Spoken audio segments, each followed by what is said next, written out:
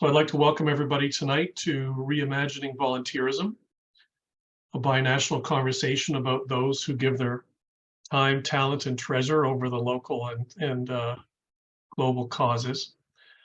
Whether you serve on a board or work on the front lines, over the next hour and a half, we will address a range of issues, challenges, ideas, and opportunities regarding volunteering and how this is important as part of the tapestry of local life and how it is changing.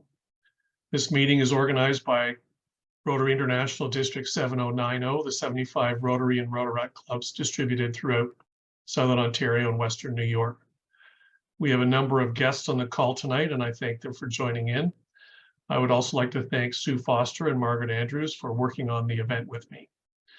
We have gathered a panel tonight of thought leaders who will frame out our conversation. Each will speak for 10 minutes. There will be a few minutes for each of our speakers to react to what each of the others have said, and then we're going to open up the floor to questions. I would appreciate at that time that you're going to raise your virtual hand, comment as we go in the chat, and as I've just posted in the chat, using social media tonight, use the hashtags found. It's also on the poster and as part of National Volunteer Week in both countries. When we begin to close things off, I hope that we're going to talk about some action steps, something the Rotarians can do on the call or after, but also join with others in the community, as there are events and agencies working on volunteering. We will close the night by asking people if there are any planned events or resources that others on the call may find useful. You may have seen that we're recording tonight's proceedings.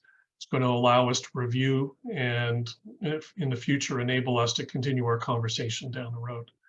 I've just heard about Otter AI, so I haven't brought that into the chat. It helps enable doing follow-ups and creating some documentation afterwards. I'm interested in learning about that. So AI is, working its way into the corners of our world. Let me introduce you to our panel.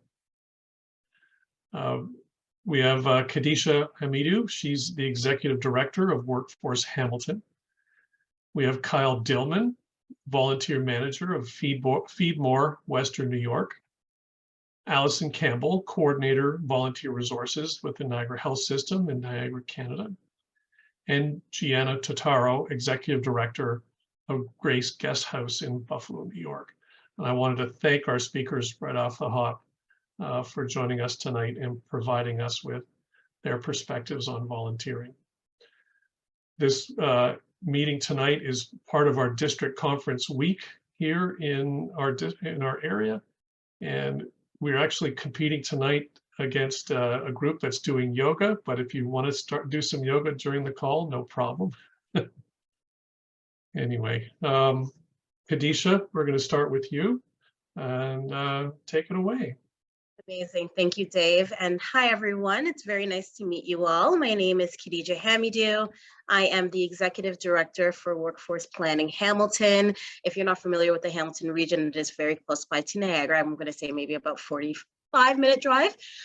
So I'm very happy to be here. So thank you, Dave, for inviting me for this conversation. I think that the overall conversation for volunteering in our communities are very important. And I just want to start off by saying happy National Volunteer Day to all the amazing volunteers out there who are doing the work that they need to do for free.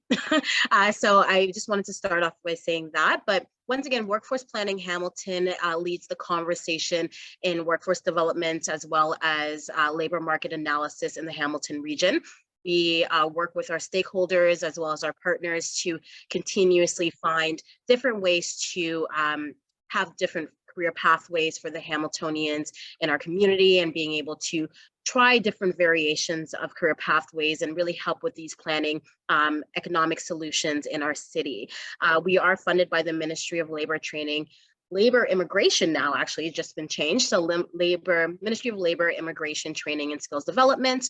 And we do have about 5 to 6 projects, depending on the year, that implement change in our city revolving around the economy, the labor market as a whole. So when it comes to volunteering, I will be going over a little bit of stats, a little bit of data.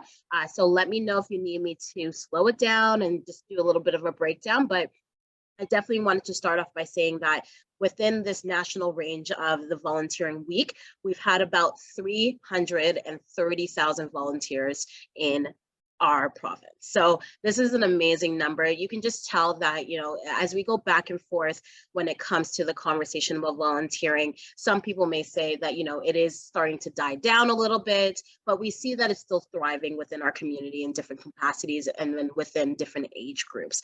So, I had a really great conversation with Dave yesterday, just talking about the different varieties of volunteering from, high school volunteering hours that need to be completed to, being an executive director and wanting to augment our skills and trying different variations of volunteering within different capacities. So, for example, using the board of directors as an example of that. It's something that I didn't even think about within this volunteering role, but it's very important throughout our career pathway as a whole. So it's interesting to see the different variations of volunteering. So with that being said, I'm just going to jump into some stats because once again, this is Workforce Planning Hamilton, and what is a conversation without some stats? So in 2018, Ontario had a volunteer rate of 78.8%. So that is a formal volunteering range, and it does really focus on the younger working age. So that really focuses on the 15 to 24-year-olds. So that totaled up to about 151 hours that was being completed within that age group. And then we look at the next group of ages, which is 25 to 34, and it was about 85.1, which is really interesting because around that age group, people are getting settled into their, first or second careers, really trying to get into the base of what that means for career growth. So it's interesting to see that the number of volunteer hours are larger than those who need to actually complete it from a volunteer standpoint to complete their high school degrees. So as we look at the different volunteering industries, we noticed that the healthcare and social assistance category within the workforce as a whole was the top contender for volunteerism, which was a total of 73%. And that in itself is super interesting because as we look at the different career pathways, it goes from healthcare and social assistance to, the public sector, and then of course the educational services. So when we look at accommodation and food services, that ended up being the lowest of the lowest when it comes to volunteering as a whole. So as you can see, there's a lot of different opportunities when it comes to healthcare and social assistance, but it seems like the way to start off in your career goal is to volunteer. So once again, it's just a really interesting, captivating movement, but keep in mind, this is from 2018. We are looking at the current census from 2021 as of right now, just to really get a better sense of what is currently happening within the volunteering sector now. So one of the things that we do at Workforce Planning Hamilton, we are leading the largest job board in the Hamilton region, because what we want is for Hamiltonians to stay in the Hamilton region and really help with the local economy. So within our job board, we were able to accumulate all of the different categories within the volunteer sector and really put it out there in a page. So we have our local labor market plan report, which Dave, I'm sure you're familiar with as well. It's a reoccurring thing that we do every single year where we have community consultations and we talk about the different needs from a data perspective. And one of the conversations we did have was youth. And one of the focuses that we have been able to implement within youth is our Hamilton youth workforce. So definitely take a look at that on our Instagram page. We also have a LinkedIn page where we are continuously posting volunteering opportunities, because we know that for youth, that is the great way to start your career pathway, is to volunteer, get your understanding about what types of jobs you're looking for. I know when I was in university, that was something that I definitely did, and it led me to where I currently am today. It started in community work, it started in childcare work, and then it really took me into this pathway of career development as well as community organization and engagement as a whole. So it's really important to really dip your toe into different sectors by volunteering your time and seeing what is of interest to you. So when we were looking at our job board, I was able to pull up some of the stats from our job board to really give a current understanding of where we currently are. And one of the common skills that employers are looking for in their volunteers are included is support, organization, management, communication, and social planning skills. And I thought that those were really great skills to implement when it comes to volunteering, because you're able to support the organization that you are currently working for. You're able to really augment your skills in organization by working with community leaders, working with different companies, different initiatives in the city, and really get those skills augmented. And of course, management.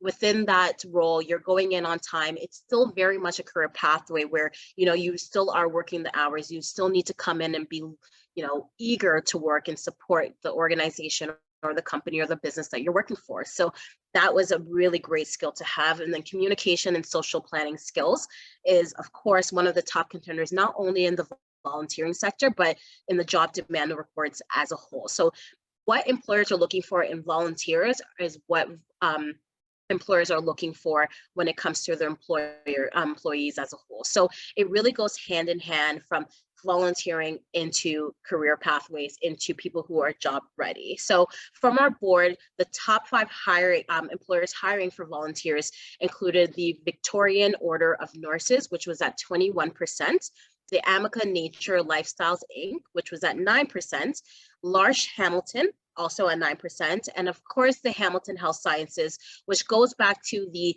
2018 stats that went into healthcare and social assistance. So you really see that over time, even though, with the changes of COVID, with, 2020 happening, a lot of the themes remain the same, that employers are still looking for people who are loyal, who are willing to learn on the job, and who are willing to give their time to understand the company's mindset, their mission and visions and values, and implement that. And then within volunteering, we move into some type of career pathway. So I was really excited to have that conversation with the initiatives that we're doing at Workforce Planning Hamilton and the city of Hamilton as a whole. We are really willing to have these larger conversations about what workforce is and how volunteering ties into workforce as a whole. So I'm once again, I don't want to go too much over time. It's just 10 minutes, but this is kind of a really captivating conversation about volunteering and how important it is for each community to really augment their skills in different capacities when it comes to career pathways. So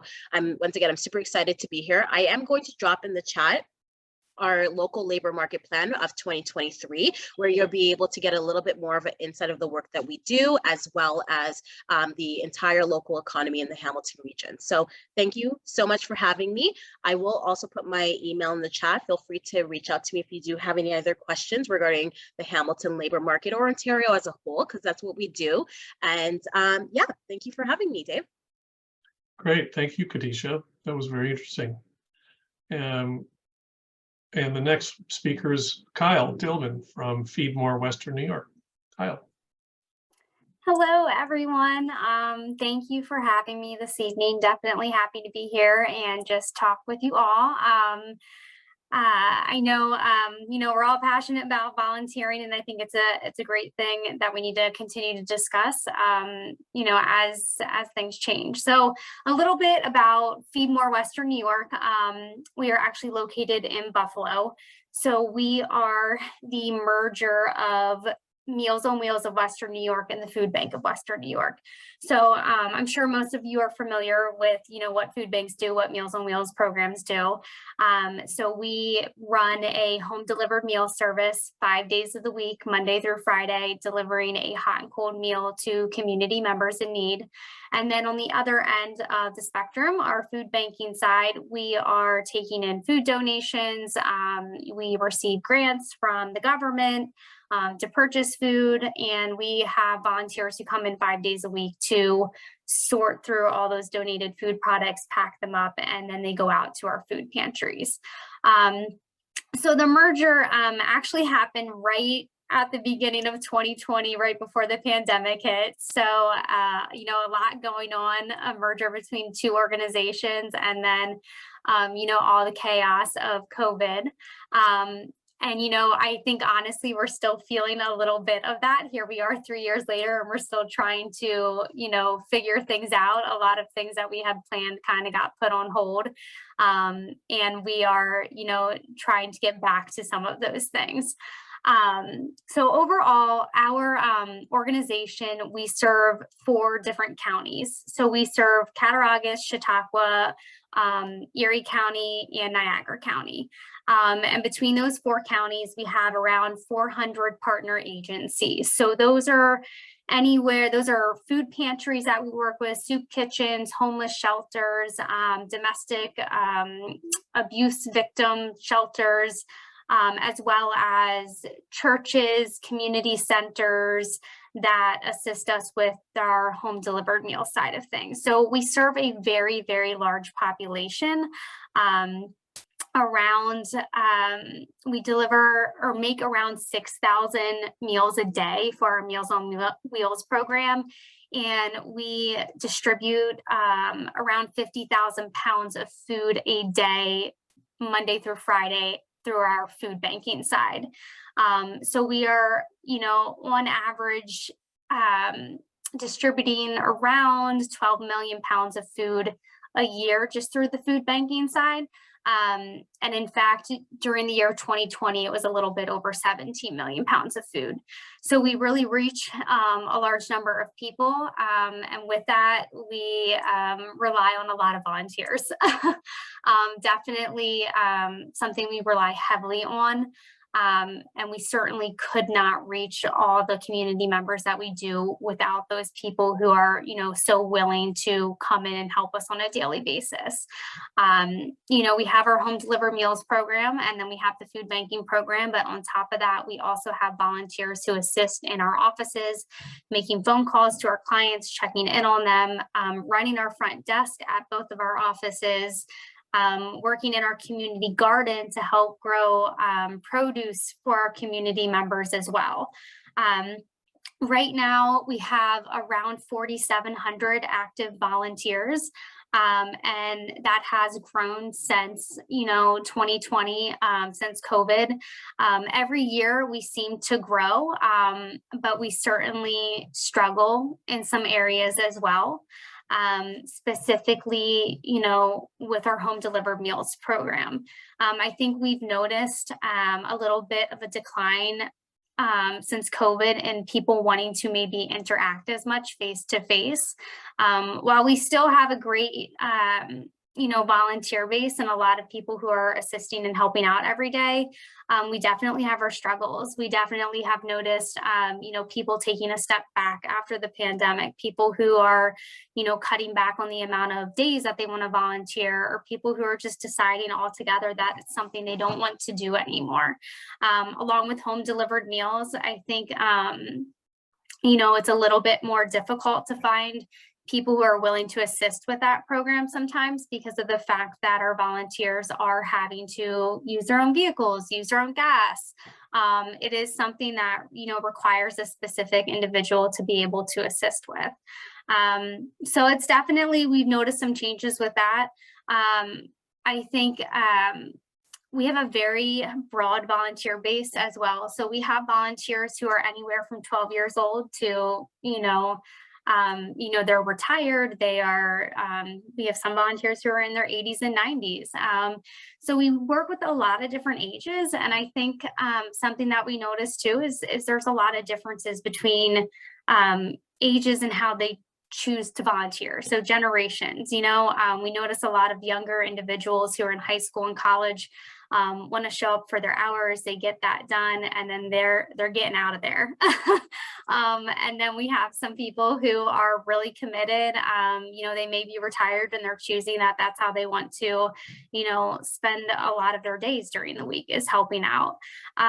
So I know for us, while we're very, very lucky and we do have a large volunteer base, we're always trying to think of different ways to connect with people. You know, some individuals really respond to recruitment through print and at tabling events and public speaking, while others are really noticing that social media is a big trend, as well as we've been using different volunteer websites.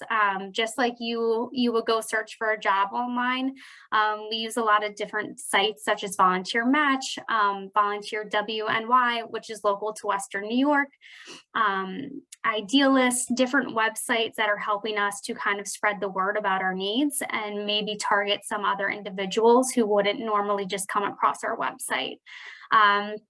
As well as, you know, our organization specifically, we are part of a local group. It's called Volunteer Administrators of Western New York. So we've really found a lot of, you know, assistance in meeting with other volunteer administrators, people who are in that field, who are able to bounce ideas off of one another, you know, talk about the difficulties that we're facing, what's working for us, what isn't working for us. And as well as there is an organization called Alive, and that is it's an association of leaders in volunteer engagement. So they have a conference every year, as well as a lot of different volunteer management resources on their website. You know, so I think for us right now, while we are doing very well with volunteers, there's also some trends that we're noticing, generational differences, and how do we connect with everyone? How do we recruit, you know, those who are our newer volunteers, our volunteers who are younger, and how do we retain them and how do we keep them?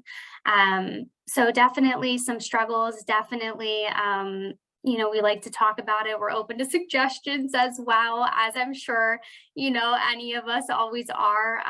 But really, how do we kind of tackle this new world of remote volunteering too? I know when the pandemic hit, we had a lot of individuals reaching out and they're like, hey, how can we help while we're remote? We have one project that's remote. It is creating greeting cards for our clients who are receiving Meals on Wheels. Most of them are isolated, they live on their own. And it's a great way to connect with them. But at the end of the day, you know, we need people, boots on the ground, to be able to go out and deliver meals. We need people to be able to come into the warehouse and check expiration dates and pack boxes of food. And we did not shut down during the pandemic. It's not something, you know, at least in our organization, we were able to do. So just trying to tackle that, figure out, you know, the different ways to connect with individuals and how we can continue to recruit and retain, you know, those who are younger and maybe a little bit more you know, inclined to help behind the screen, but we still want to make sure we're getting people in, we're getting them involved, we're getting them, you know, into the community and helping and seeing firsthand what they can do as well. So I know I talked a little bit about some of the resources we use and some of our struggles. I also just want to touch on, you know, we are an organization that helps with food insecurity. And we just recently have, I think at the end of 2020, we introduced a new program. It's called RISE, Readying Individuals for Success in Employment. So not only are we trying to make sure we're getting food to those in need, but we're also really trying to tackle hunger from a different angle. So this is a workforce development program we have. We provide free 8-week training program for the warehousing industry. So we bring in a class of individuals. It's free for them. We pay for their bus rides there. We pay for their childcare. You know, we get them their forklift certification and other certifications so that they can, you know, learn how to go out into the world, get a job, and hopefully provide for themselves and their family.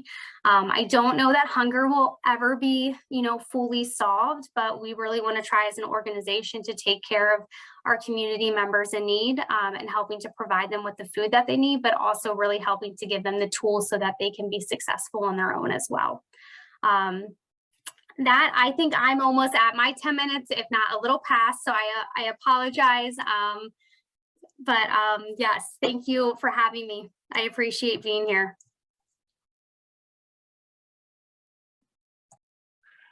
Thank you very much for that, Kyle. That was excellent.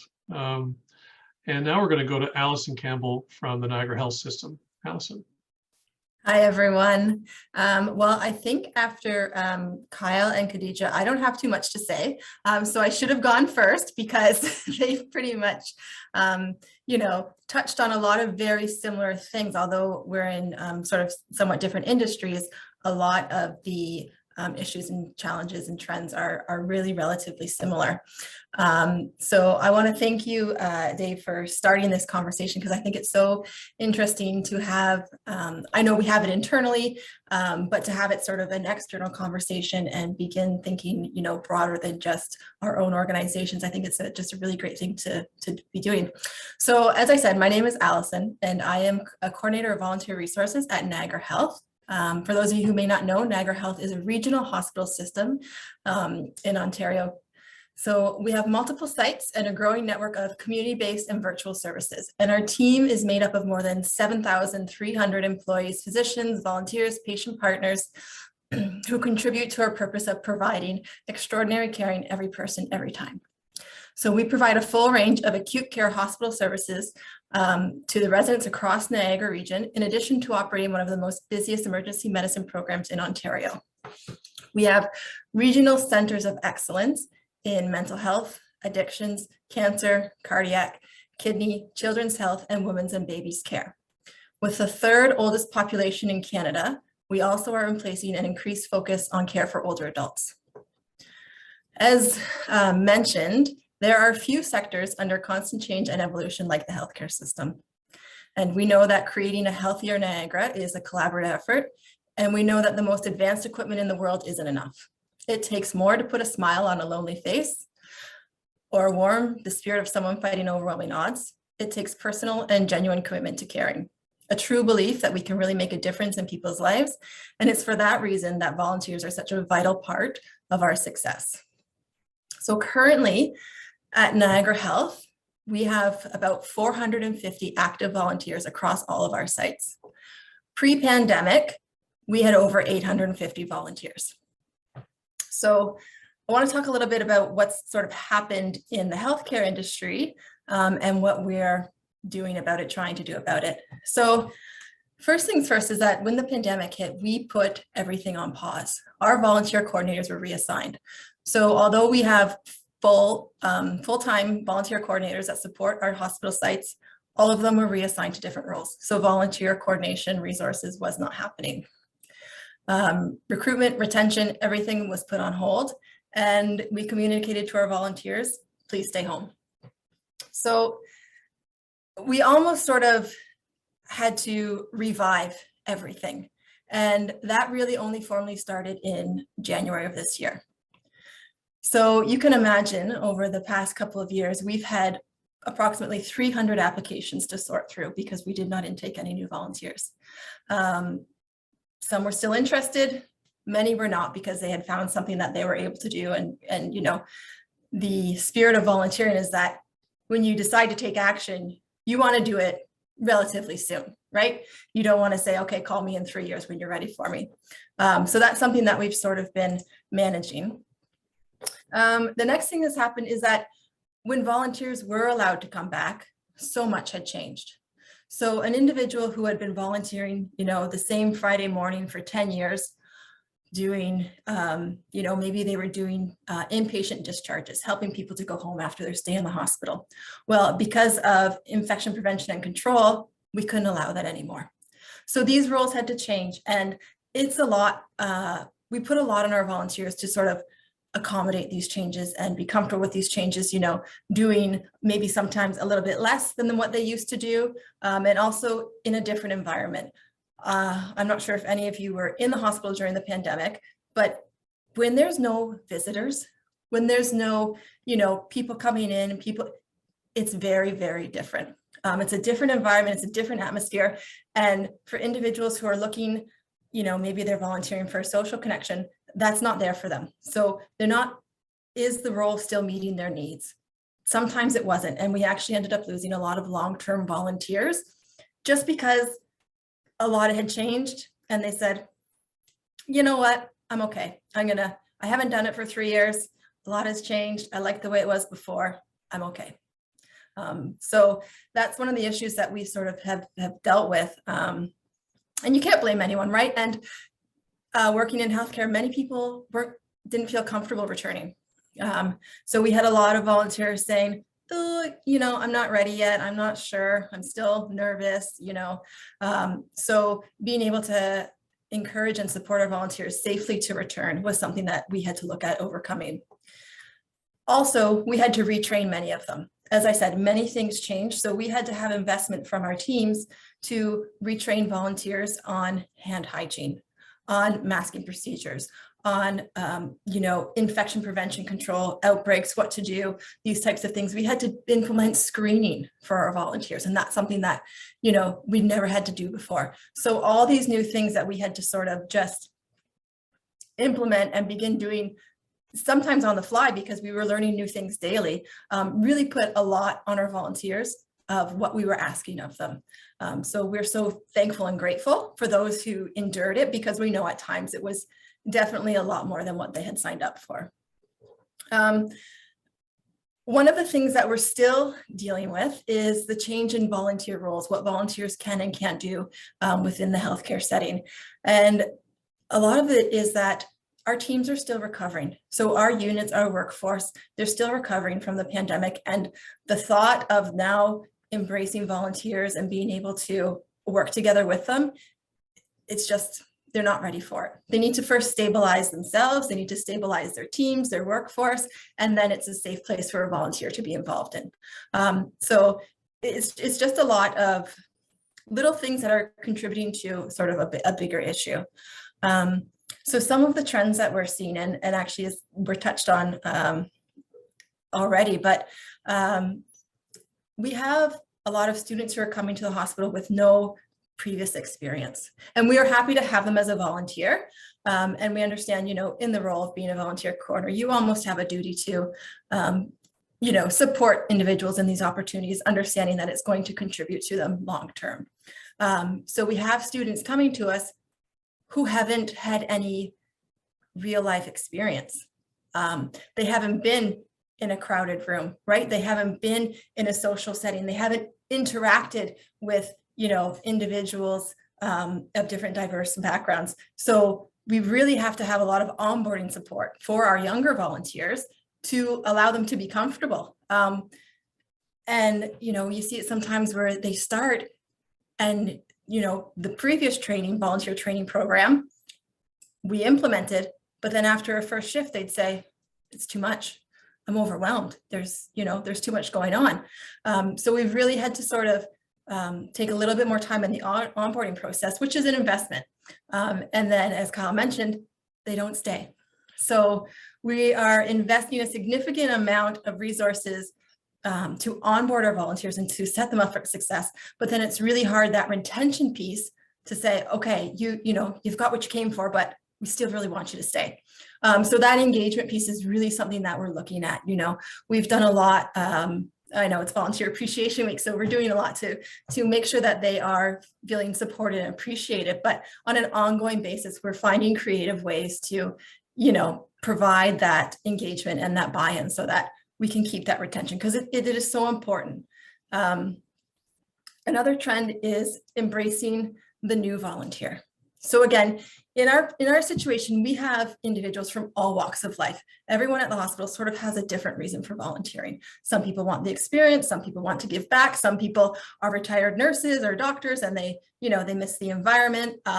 It's really, there's no specific criteria that would qualify you to be a volunteer. So it's so interesting, our demographics. But what we're seeing now is that people want flexible short-term commitments. So our traditional roles are long-term structured commitments, because, you know, that's what makes it a little bit more functional, is that, you know, come in once a week, Fridays from 8 to 12, great, come in every Friday. Now it's, well, can I come in Tuesday, but next week, can I come in Thursday? And, you know, I don't know what I'm going to be doing over the summer. So it's really, we've had to sort of really adapt and be flexible because they're really great candidates. I mean, we don't want to miss out on these or discourage individuals who are becoming volunteers, especially coming to volunteer in a hospital, knowing what's happening. But we're finding now that, okay, we have to now be a little bit more flexible, and how can we accommodate? And then you have to manage that between, you know, a new volunteer who wants to work or wants to volunteer different days and different times versus a volunteer who's been there for 15 years and doesn't understand why they can't just do the same shift once a week and that's that. So just managing those complexities and the diversities among the team has really been something that, you know, is that we're focusing on. And it's, again, just to create that volunteer satisfaction. It's really, really important that anyone who comes through our doors to freely give their time to support our mission and our vision knows that they are valued. And it's important that a volunteer gets as much as they give.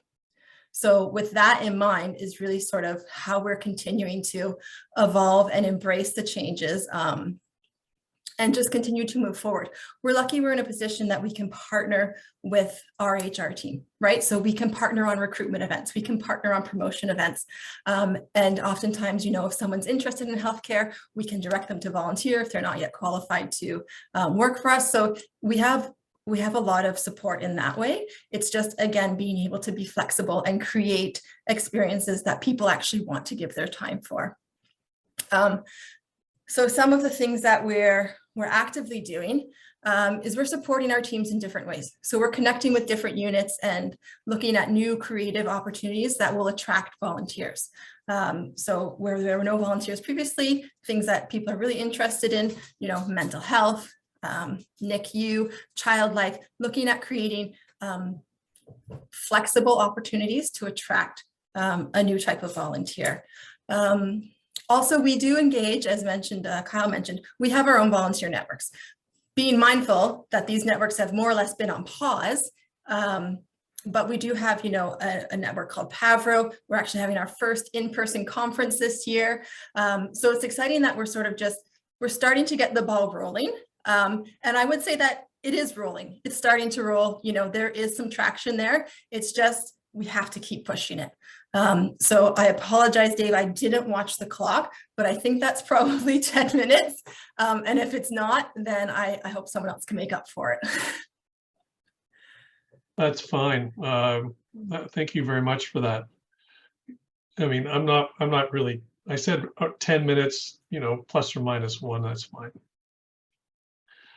And our last speaker is Gianna Totaro, who's from the executive director from Grace Guest House in Buffalo, New York. So we've got two people on either side of the border to talk about this topic tonight. So Gianna, you're batting cleanup, so take us home. All righty. Again, I'm from Grace Guest House. Thank you for having me, and I'm always happy to continue conversations outside of this Zoom. I can leave my contact, or Dave, you can share it with everybody who joined. When thinking about what I wanted to talk about, obviously recruitment, retention are such big hits, but for me, it's really that innovative programming and how you structure a volunteer program. When I started at Grace in 2021, looking at what our mission was, and our mission is to provide lodging and a place of respite for those receiving medical treatment within Western New York at any one of our hospitals. These families are coming to us sometimes for cancer treatments because their loved one was in a severe trauma and is now at ECMC, our local trauma hospital. And thinking about with COVID, right, how you structure a program before COVID and after COVID are two very different things. But I think that is one of the, you know, the silver lining in COVID. I always try to find something positive, and it's the innovation and the creativity and really showing the resilience of these organizations. Grace Guest House is a very small team. We're 6 employees, 5 bedrooms. So we're lean and mean, as we like to say it.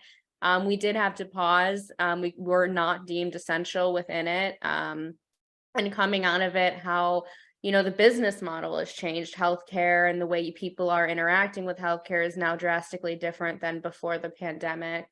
And I, like, you know, the other 3 panelists have mentioned, is people had to pause volunteers. And now you have 3 years where they're not engaging, and now they've become inundated and comfortable with not volunteering and not going out of their day-to-day and thinking of that program structure. So some of the things that I've learned is you have to make it as easy as you can for them to sign up to volunteer, to want to volunteer, being transparent in any mask mandates, and if you have a minimum service hours, when can you volunteer? How can you volunteer? A thing that I've structured into our programming is really trying to personalize it to groups or individuals. If you are a person who wants to come to our facility, I actually sit down and have a one-on-one conversation of, here's the various things we need. How do you want to help us? You know, what is fulfilling and meaningful for the individual and for our organization as a whole? Also, our traditional volunteers going to be those who are retired. And some are hesitant to interact and be in person again, and allowing them and educating them on, that's okay. Here's what you can do at home for us. You can prepare a meal at home in your own kitchen and drop it off for our families. Or you can iron our pillowcases at home and bring them back to us. Or really being creative and thinking outside of the box is so critical. No idea is a stupid idea. There's no such thing as a silly idea. I really believe in kind of like throwing that paint on the wall and seeing what sticks and what looks good. Also thinking about, how do you engage youth? You know, in Western New York, we have so many universities and colleges, and some want to, I think, be part of something so much bigger than themselves. And for us, we find that our volunteers are sometimes our most loyal donors. And how you leverage that interaction, because oftentimes if they have a fulfilled experience, they're going to be willing to bring their friends to volunteer, and then it helps with spreading the word, and some of that marketing is almost free to you because you're giving them such a great experience. They want to tell everybody about it. Doing feedback surveys is critical. How did you enjoy your service? What would enhance your service? Continually, you know, through mass email, QR codes where they can scan it and fill out a Microsoft form, so you're not paying for printing expenses or mailing expenses. We found out of that a lot of our younger volunteers had a desire to learn more about our organization. And that is why I'm now developing an internship program to help build on career, because that's something that they were like, I love volunteering here, but how do I make this a career? How do I make this a job? I really love what you're doing. And now developing the internship program out of direct feedback, which are going to keep retention really good for youth who now want to enter into that program with us. Also, there are a lot of capacity building efforts in Western New York right now out of COVID. So I always love to partner. I think partnering builds capacities, it builds relationships, it builds networking. So one of the things I've recently started doing is finding organizations and saying, I have X amount of volunteers, you have X amount of volunteers. Let's think about how we can help each other build capacities. And I get a chance to share my mission, and so do you. And now you're engaging them with new volunteers, and you might get new volunteers, I might get new volunteers, because it really is a team effort. Sometimes I think you get caught up in competition, or we're all fighting in a small pond, so to speak, for people to volunteer with us, but leaning on each other is something that I found our volunteers really love doing, because there are some great organizations in Western New York that now they get exposure, and they get to lean in on each other. Again, that innovation, that retention, Volunteer Week, I think everybody hits on, and it's never a good thing if your volunteer base are only being thanked and acknowledged during this week. It really needs to be a consistent thing. What we found really works for us is small gestures, right? So we do Christmas cards with like Starbucks or Tim Hortons cards, and it's just a $5 card, but we're taking the time to write that handwritten card to say thank you. We do a gratitude grilling event in the summer to say thank you, where we take all of our volunteers for the whole year and have hot dogs and hamburgers and drinks right at our facility. And it really brings that fellowship and the camaraderie, which now more than ever, people are ready to get back to, and they want to be with people again. For us, being a healthcare, while we're not a healthcare facility in a traditional, like a hospital, we do house patients. So we do have to pay close attention to COVID rates and infection rates, and knowing when we should be allowing volunteers in and when we can't. And that's tricky in particular to us, because when you're talking about retention and recruitment, there are some times in the fall where we're noticing these skyrocketing trends, and we have to kind of pause, because that is in the best interest of our volunteers. But having our volunteers come and having a coffee on the porch, right? Keeping that communication open and being transparent has also resulted in us seeing higher retention. They want to help, they want to be a part of something, and to do it in a way that they feel is meaningful is the key. And not all organizations have that flexibility. I consider myself very blessed that I can really think about, what do they want? What do we want? How do we walk the same path together? And that's why I think the idea of partnering, doing a day of service, or if I have a really big group coming in, you know, like Independent Health or Micro Ingram, I'm going to say, okay, I could have them do inventory and small stuff, but is that as meaningful? Really knowing what group you're asking to do what is also important in retention.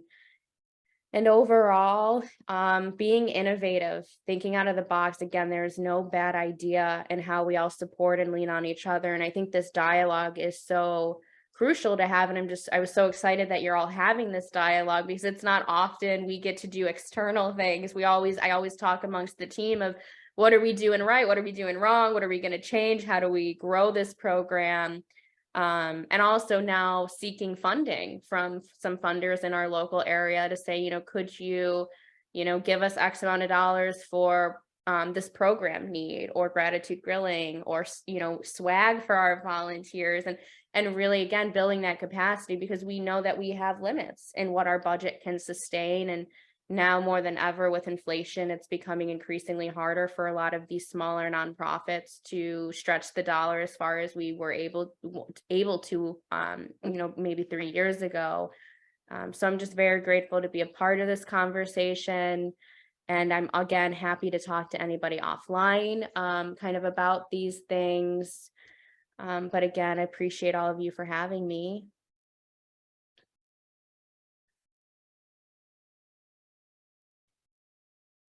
Thanks so much, Gianna. That was excellent. And thank you very much to our 4 panelists for being able to frame out our conversation tonight. So I'm going to ask our panelists if they have heard anything that another panelist has said, if they wanted to make a remark.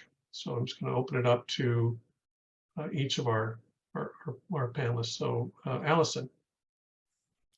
Yeah, sorry, I didn't know if maybe you had an order, but maybe I jumped the gun because I got excited. I just wanted to touch on, I think maybe it was Khadija who mentioned it, that, you were a volunteer and that's how you got into what you're doing. So I think and I'm sure that many of us on this call have a very similar experience. So I think that reminding ourselves of that and hoping to encourage or inspire that, because a lot of people haven't had an opportunity to have volunteer experiences. So now that, things are opening back up again, we're able to expand what volunteers can do and where they can volunteer.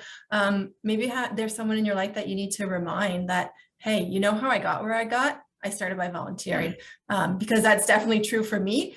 And I actually never registered it until I heard someone else say it. And I went, oh, wait, no, that's how I got started. And I still volunteer. So it's just one of those things that, bringing it to mind, making it a bit more common than uncommon, and encouraging it in others. So thank you for saying that.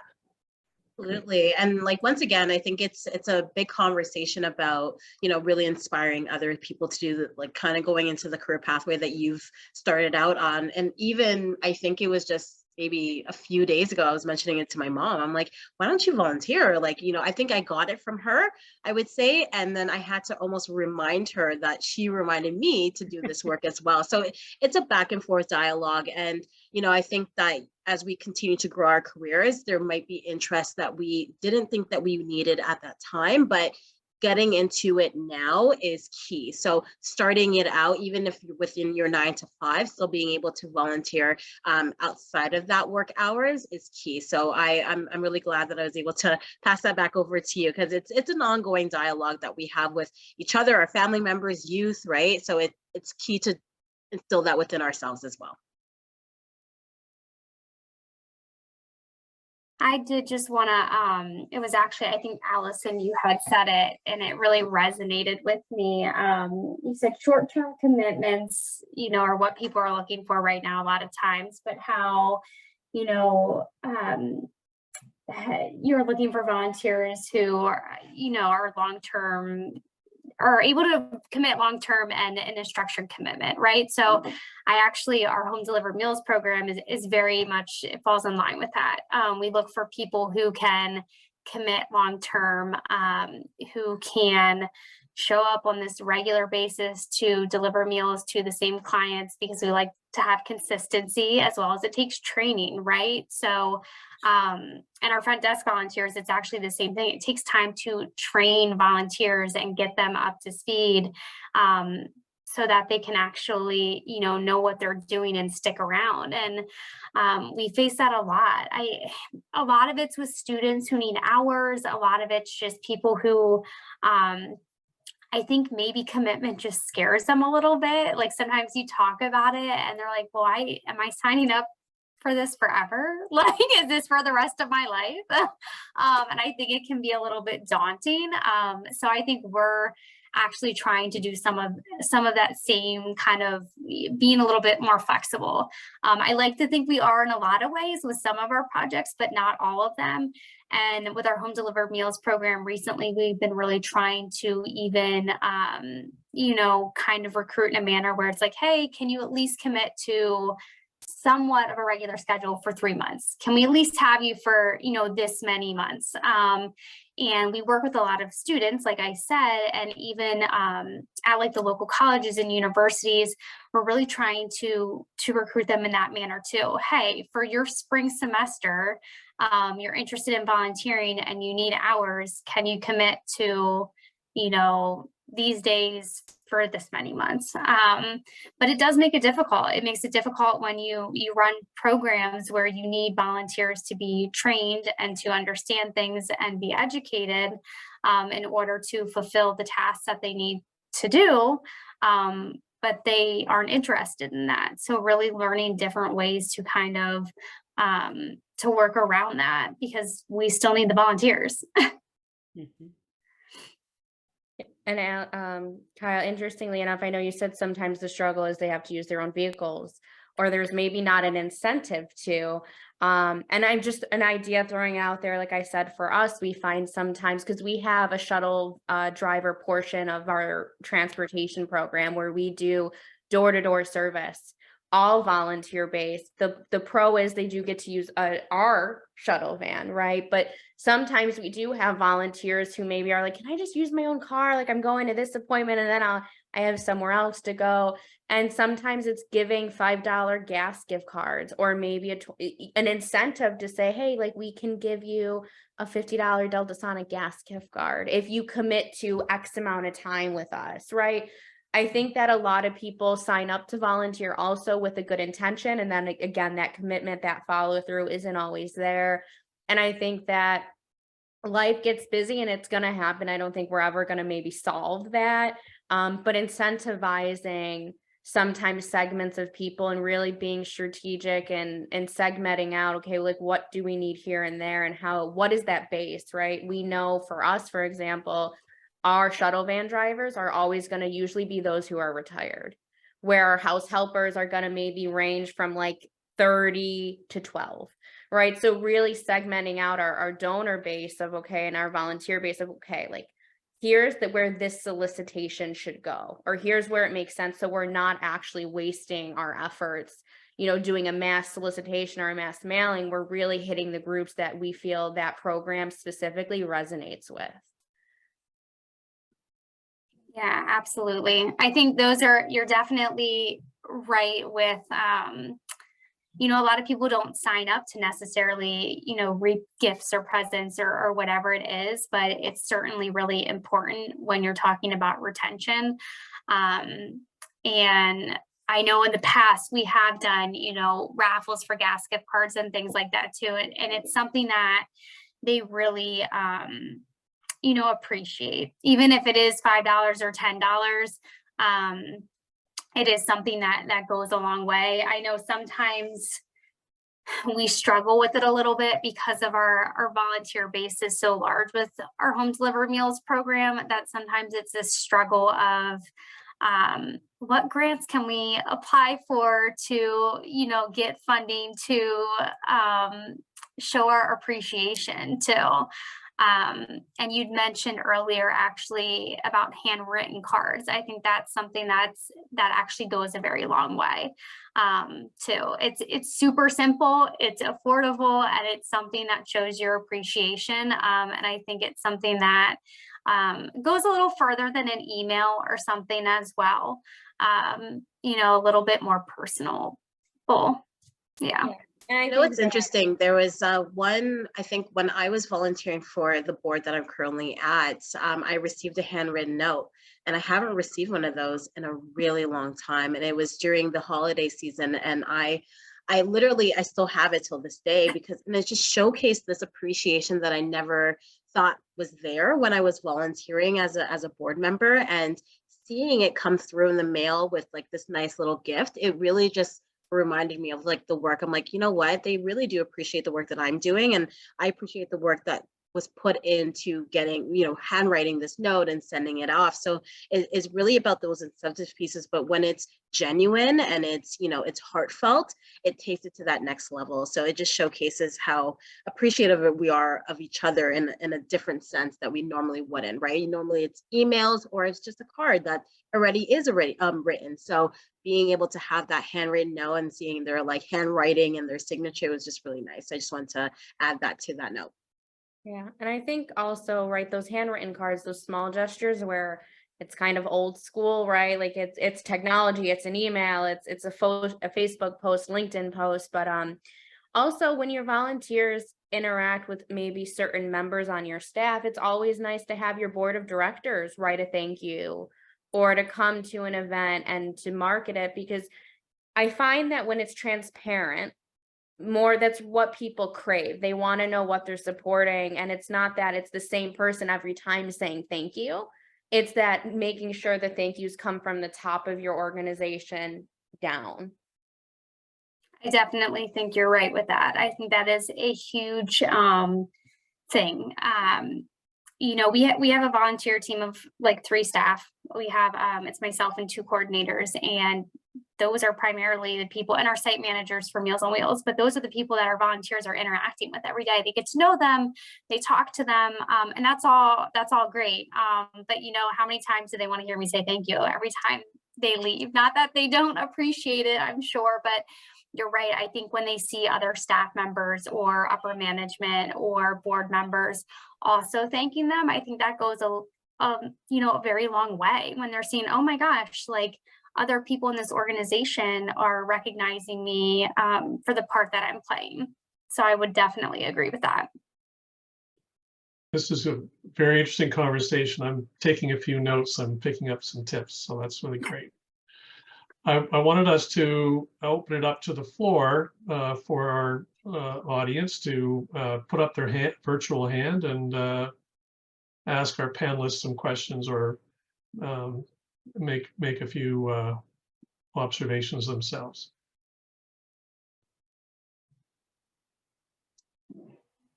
Scott. David, great panel discussion here tonight, and it's comforting to know that other volunteer service organizations are having some of the same dilemmas that we face here in Rotary.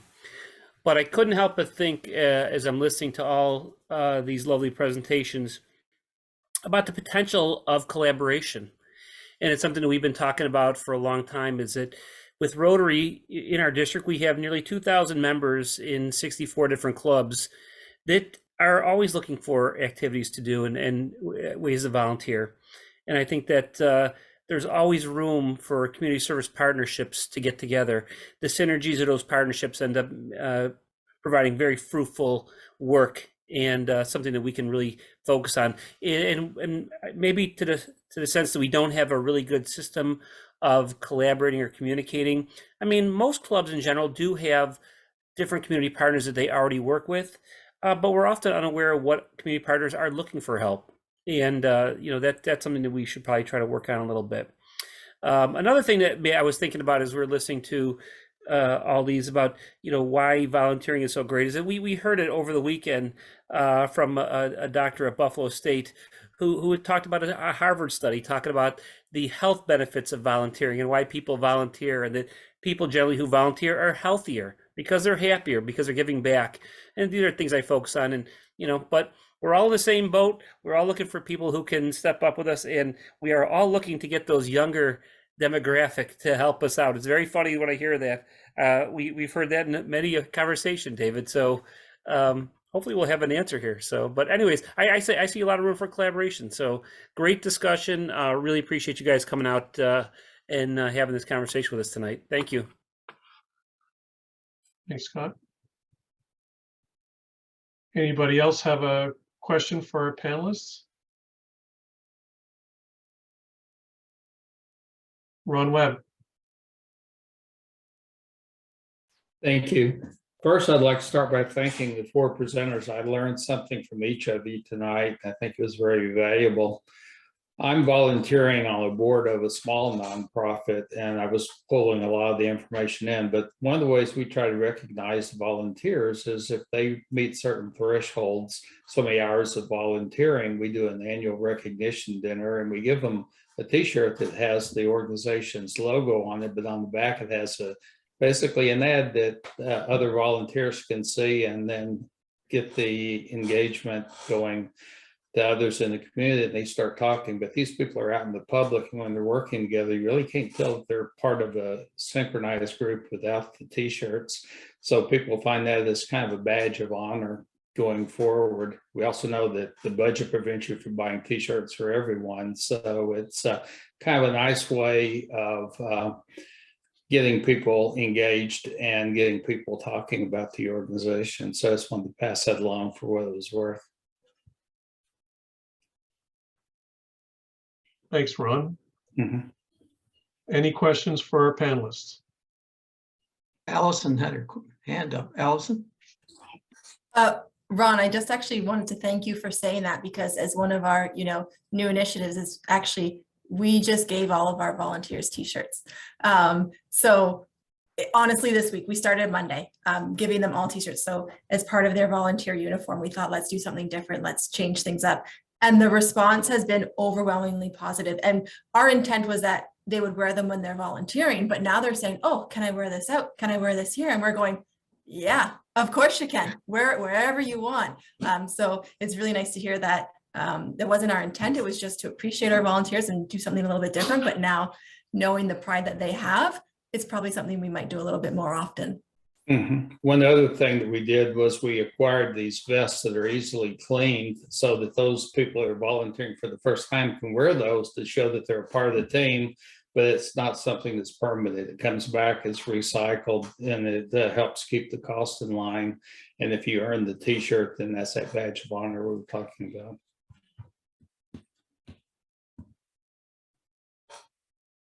about. Terry, you have a question? Hey, how are you? As a guest, I did not want to absorb any time, but what an excellent forum this is, Lisa. Thank you. I didn't know quite what to expect, and I actually got a lot more out of it than I thought I was going to. Not that I didn't think I was going to have a good presentation in front of me, but one of the areas that, and I don't know how the demographics and geography works where you are, but in our area, we're also looking to get people who speak 2 languages, and to try and kind of zero in on there, not just in our area, it's a little more Hispanic, Latin languages, Portuguese and Spanish. But in a couple of friends that I'm close with further south, they look for Creole and so on, and whether it's in hotels. And one of the areas that I volunteered in is in human resources, helping people who come in, for example, to hotel, housekeeping or something like that, that truly have very limited language skills, and helping them with the human resources fill out their tax documents, and just as a translator, not as a mitigator of issues or any human resource negotiation, but simply helping them with the onboarding. And I've found that that has been very valuable, and the employee then tends to stay longer because they feel that, they weren't just sort of slotted in there to clean guest rooms, that they were treated as somebody of value. So that's my 2 cents. Thank you. Carrie, that's a really great point.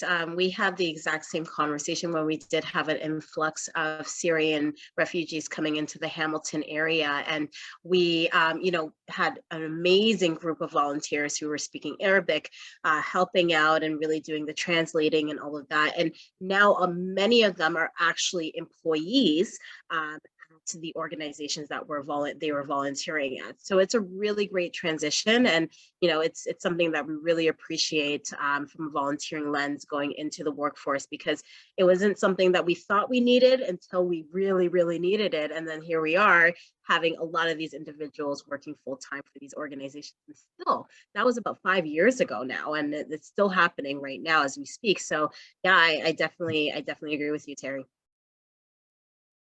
Yeah, I guess if we tease that apart, I mean, it's good in your volunteer ranks to have a knowledge of what languages everybody speaks, so that if you have a client or person that you're meeting a need for, you can speak to them in their mother tongue.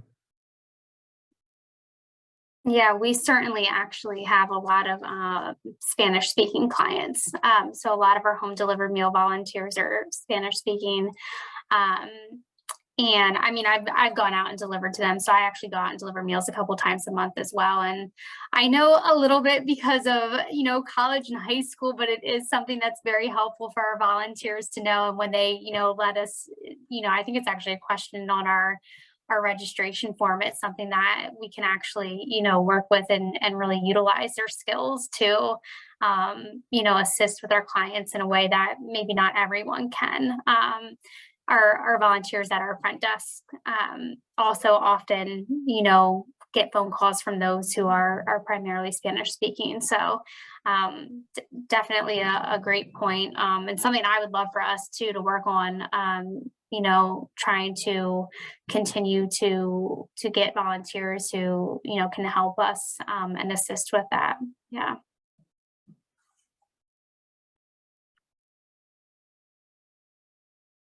I'm going to go to Lisa Bishop. Hi, good evening, everyone. And thank you, everyone, for being a part of this discussion.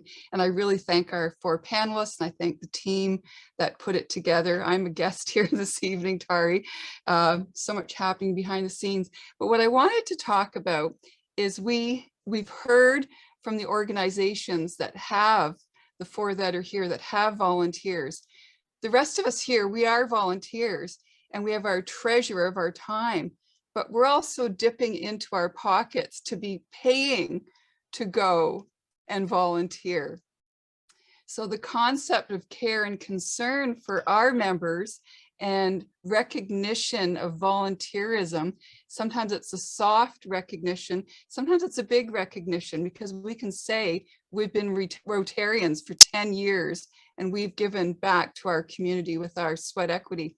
So that's a whole concept, because as Rotarians, we sign up to do many things. Rotarians aren't just in the club. They are doing things all over the community, usually well-connected people. And so it's this concept that you've talked about as well, that recognition of volunteers and what's in it for the volunteer that keeps them coming to want to serve. So I'm just sort of putting that out there. It's not really a question, but it's a topic. Not sure what do you want to do with that, David? Well, we can hive off of that if any of our panelists have anything to say. I'm going to wait a few steamboats. Oh, Allison had just put her hand up, so go for it, Allison. Yeah, sorry to jump the gun there. I can speak to that. I think Lisa, really important is understanding why people are volunteering. And when you know the why, then you can have an impactful recognition or acknowledge, hey, I know why you're here, I get it, and I think it's really great.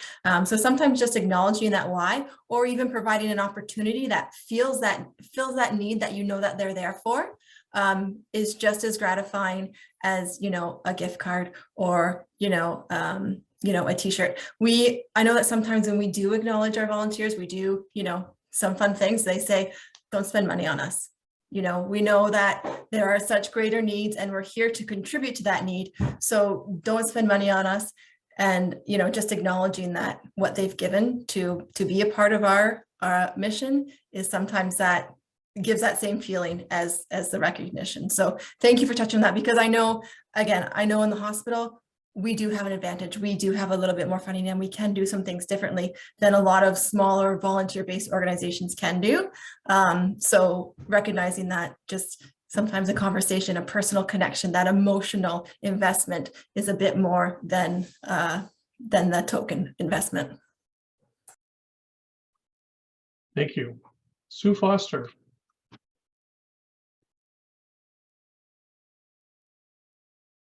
Yeah, so mine is more of an observation. So I can't remember which panelist had talked about it, but they were talking about using their websites and whatever to sort of outline what the actual opportunities are. I'm a real web surfer, and so when I'm looking to help or to volunteer, I kind of would like to know, what do you need me for, and are my talents available? Are the talents that I have, are they usable for your organization?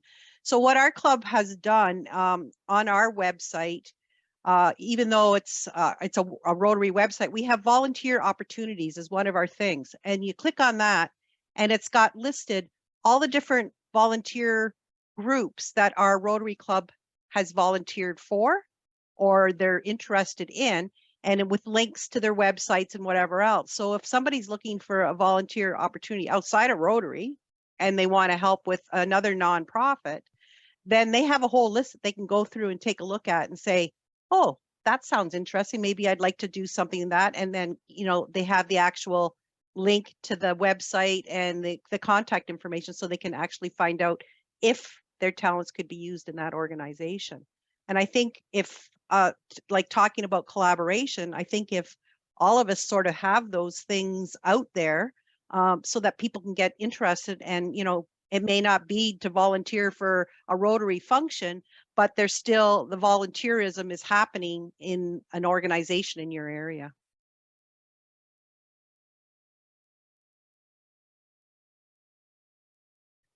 Margaret Andrews. Thanks, Sue. Margaret Andrews, please. Hi, everyone. I can't tell you how much I appreciate Kadia, Kyle, and Allison and Jana for your perspectives. It's really, really great to hear people talking from beyond Rotary. We talk a lot among ourselves, and so your input this evening has just been terrific. And certainly, Dave's initiative has excuse me, is paid off big time for me. Picking up on what Sue was saying, I would like to ask the panelists if you actually have had good collaborations with service clubs like Lions, like Rotary, like Kinsman, any of the service clubs that are in your community. Do you have any suggestions for how you would like to collaborate better with service organizations in your community, based on some of the thoughts that we've had here tonight? Sorry, go ahead, Gianna. Oh, go. You can go first. Okay. So we actually at Feedmore, we do work with some Rotary clubs as well as some Lions clubs. So we actually have a Lions club that delivers meals for us up in Lewiston, New York, multiple times a week. And they have been phenomenal to work with, very dedicated, very much about service, wanting to help their community, as well as we have a, I believe it's called Buffalo Sunrise Rotary. They help out in our warehouse. a couple of times a year. And then we also have a Rotary Club. I want to say it's Hamburg in New York. I'd have to look at my very long list, but they help deliver meals as well. We've had a lot of success with different clubs, service organizations, as well as even colleges and universities and their service clubs. Right. We've had them they volunteer with us throughout the year as well. I think in general, you know, I've spoken at some of those like club meetings and events as well.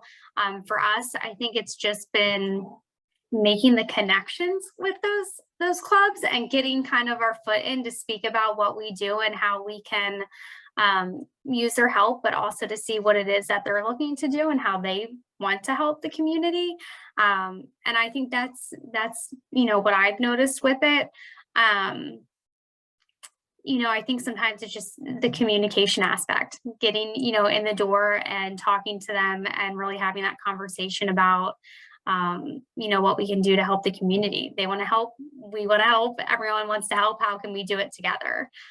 So we've definitely had success on our end, and we are very appreciative, you know, of it and of those organizations. We certainly, you know, couldn't do a lot of what we do without them. We rely a lot on, you know, not just our individual volunteers, but those who are, you know, part of a group, part of a club, and who are really committed to giving back to the community. Yeah, and I think just to bounce off, you know, Rotary was something that we have always wanted to kind of have that platform on and to get the exposure. So I was very happy when Melanie with Buffalo Sunrise kind of let me come speak to her club and her group about, you know, what is Grace and how can they get involved and how can they volunteer with us. And then the Lions Club, District Governor Michael Yost was doing a fundraiser for us this year and bringing his members to come decorate a house, make a meal. I mean, really having just the platform, and also making sure that Rotary members and Lion Club members understand that we value and we really want your collaboration and partnership. And that's not maybe just coming in as a group or an individual serving, but it's also maybe becoming a board of director for us and giving feedback or consulting on, you know, I would love to be a part of this, or let me introduce you to this person. It really is collaboration and partnership that is the driving force of, I think, what we're all trying to do, and just having that platform and that exposure and having a continuing conversation, right? Not just going once and presenting, but also maintaining that partnership and the communication of different various ways we can help each other, you know, in a year or in 2 years. Thank you. Dave Barry. Yeah, I've been listening and I equate everything that you're talking about to running a business and organization, and your success is done by having successful employees that you just happen not to pay. The point I wanted to make was that you know, I can see every part of HR involved in maintaining your employees, and the idea of training and the entrance training for them and that sort of thing. But I want to know, because in Rotary we have needs for volunteers at a high level. We have a Rib Fest coming up in which I need 250 volunteers. Dave, you can sign up. The point here being is that how do you market your organization to get more and more volunteers? Are they all come from people just knowing about it, friends telling about it, or what are your techniques? Yeah, I can jump in. I think when you think of marketing, there's such a large scope and spectrum of how you can market, who you're trying to attract, right? If you know you're going after the younger audience, it's going to be having that heavy social media presence, using QR codes, maybe doing a t-shirt, right? And then you're a walking billboard and then they're going to see it. There's also different variations where sometimes you can buy a mailing list and solicit and send an introduction to Rotary, or we're looking for volunteer solicitation. Those lists you can buy. Sometimes they can be expensive. They can be. I'm not going to say there aren't maybe some inexpensive options.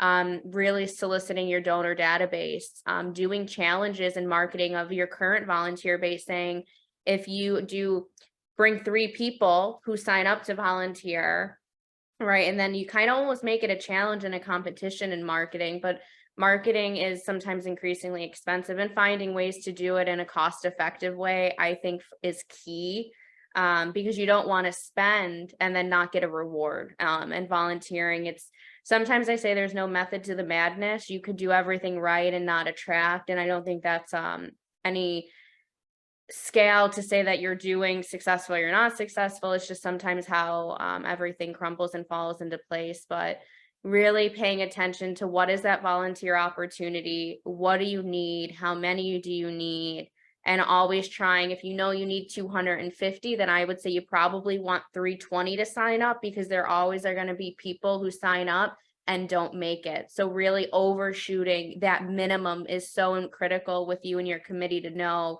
minimally, here's how we can make it work and what is ideal, and then what would be absolutely exceptional is critical. Allison? Yeah, and Dave, I just want to touch on that. You're very right that it is HR. So we use a lot of recruitment tactics for, similar that would be for staff, for our volunteers. And one of the things that we're really focusing on is being everywhere.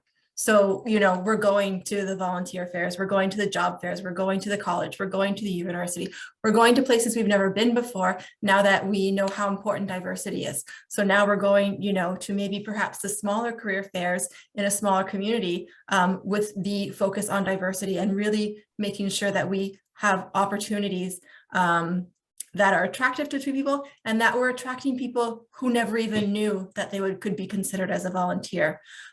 So really with being open to anyone and everyone, and encouraging them that, yes, we do have a spot for you, is a great way to, I guess, attract large amounts of people. But also it's really important that you put what they can gain from it. So yes, you're giving back to your community, but what is it that you're going to take away from it? Because the investment of their time, and I think people are learning more and more and more, their time is so valuable. So knowing how valuable their time is and acknowledging that, and making sure that the time that they give is really used in value, and using their skills and touching on it, as I said, those things that they're looking for, and then you won't have a hard time getting them back and getting them back and getting them back. Yeah. Okay, thank you. So we're near the end of our time together, and I wanted to put it out there to the group as we begin to wrap up.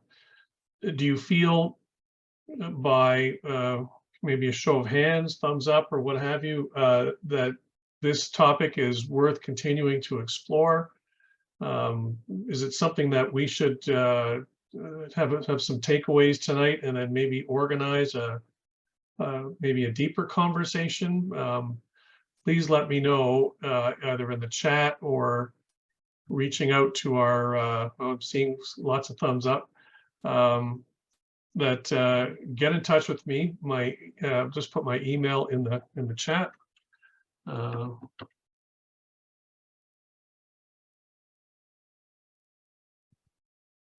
And we can make sure we continue this conversation. However it forms, we could have a similar revisit sometime later on, in a month or two, or in the fall. We could put together a bit of a report from tonight and circulate it, and then continue to have continue to have a conversation. I think a ton of great points that were raised tonight.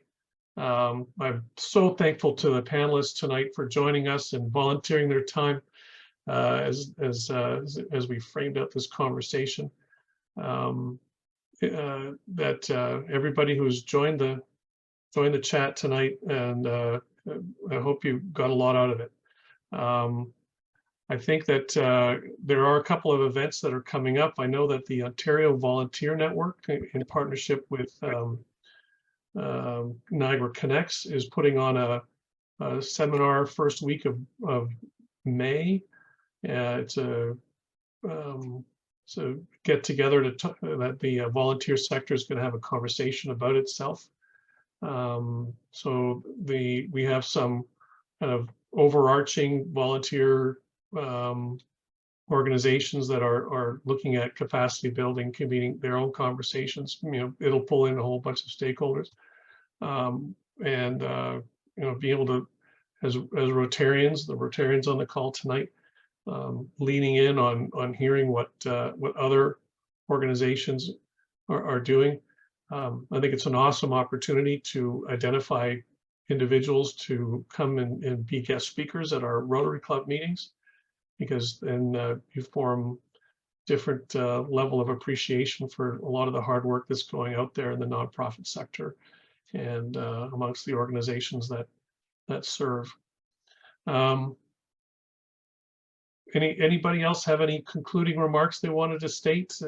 Events or activities that they're aware of that they want to be able to put out there to share with the group? Okay, seeing none. Thank you very much. If you were a guest on the call tonight, thank you very much for attending. I'd love to hear some feedback from you about tonight's session. I know that we are within our district conference week, and as it falls with National Volunteer Week, we've got some events happening. I know many Rotary clubs across our district in upstate New York and our area of Ontario are working on doing an Earth Day cleanup of the local environment. It's always another area in the nonprofit sector to work with some of the green groups. And as we move on to other activities later on in the Rotary year, if you're a guest, you're welcome to look at Rotary7090.org, which is our website, our umbrella website for it's our district website. And a number of events will be listed there too. So, and I think what the comment was raised tonight, we're serious about the volunteer work we do. We loved having fun, and we love helping out other organizations outside of Rotary. I know I sit on the Alzheimer's Foundation board in Niagara, and I was kind of dragooned in there by one of my fellow Rotarian, but I didn't fight too hard. So it's always good to help other organizations too. So thank you so much again. I'm just going to thank the group again for joining with us tonight. I'm going to end the call. I'm going to stop recording, and just join me in a round of applause for our presenters. And by all means, if you want to reach out to anybody on the call tonight, please let me know, and I'd be more than happy to make the connections. Thank you for having me. It was a great You're most conversation. welcome. Thank you, Thank you very David. much. Wonderful. Thanks, Have a great everyone. night, everyone. Yeah, good night, Thank you, everyone. everyone, for all you Bye. do. Thanks, everyone.